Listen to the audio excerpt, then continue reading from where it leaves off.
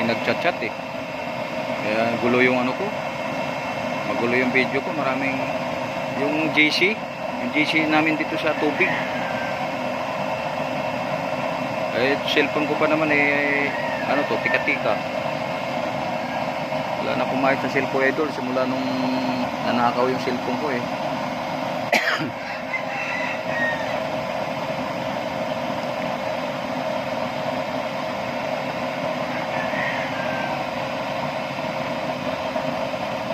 Malapit ng kumulo idol oh.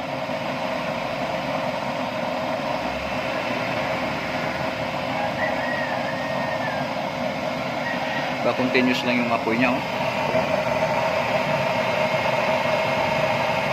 Continuous lang yung apoy.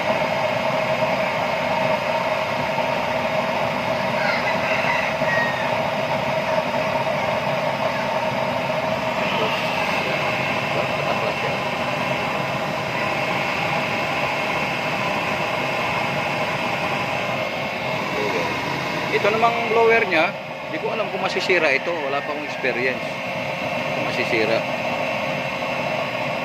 Huwag lang sigurong mabasa din.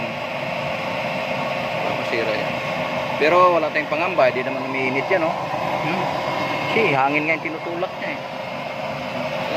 Tsaka hindi yan delikado. Malayo naman siya oh.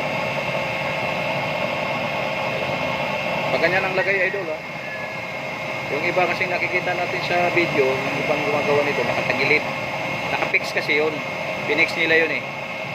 Pinix nila yun. Nung sa akin hindi ko pinipix kasi pagka tapos mong gamitin eh bunutin mo lang yan, ligpit mo.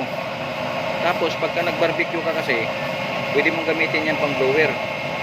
Blower mo doon sa uling habang nagpapadingas ka. Eh pag i-fix mo na yan, eh di mo na makuha yun.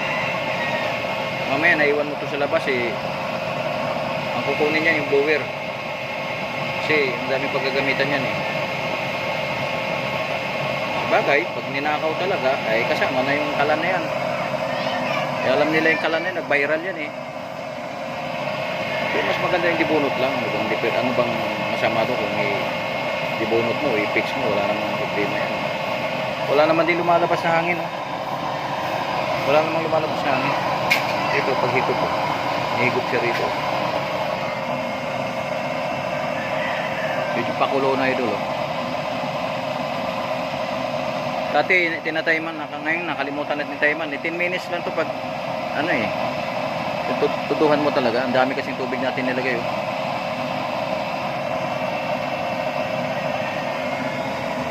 Basta yung apoy niya. Ayan, continuous na yan.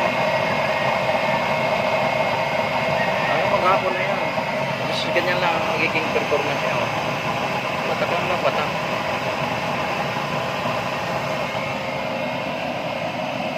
Ito idol, bumili na lang kayo nito. Mura lang naman ito sa Shopee. Oh.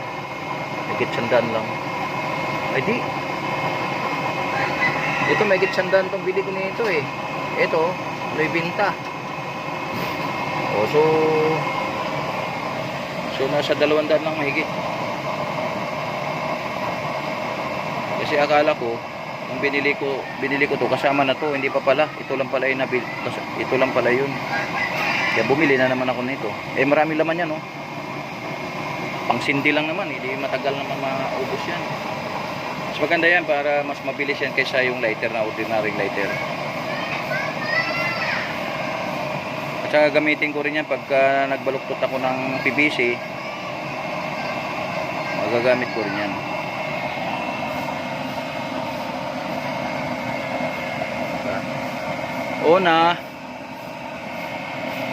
Unang gawin, hanap ng pantay na lugar, tapos preparasyon, lagay yung blower, i-testing muna kung gumana at baka walang power.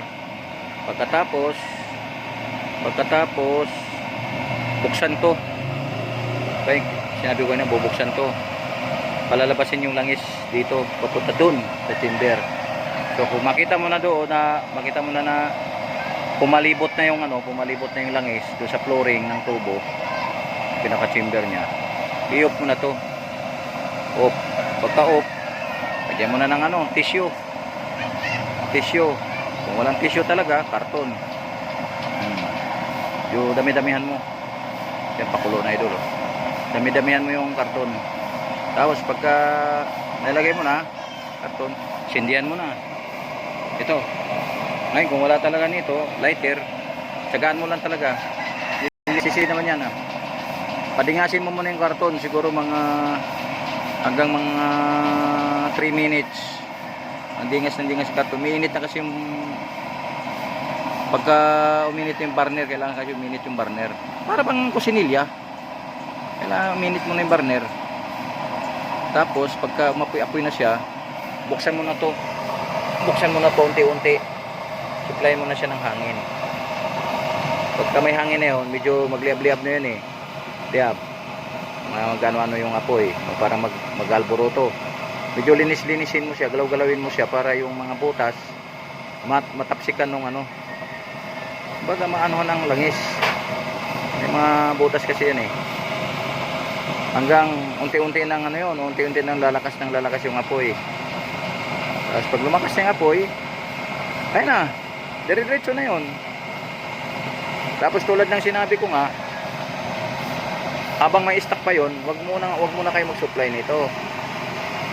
Busin mo na yung ano, malalaman naman ninyo pag wala na siyang langis kasi yung apoy nga bababa. Hindi na siya, kumbaga pahina na yung apoy, ibig sabihin nangangailangan na ng supply yun, saka mo i-supply nito.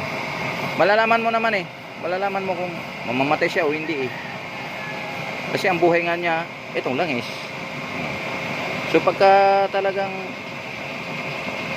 kinulang pa rin siya, medyo bilisan mo rin to. Diba? May bad adjustment.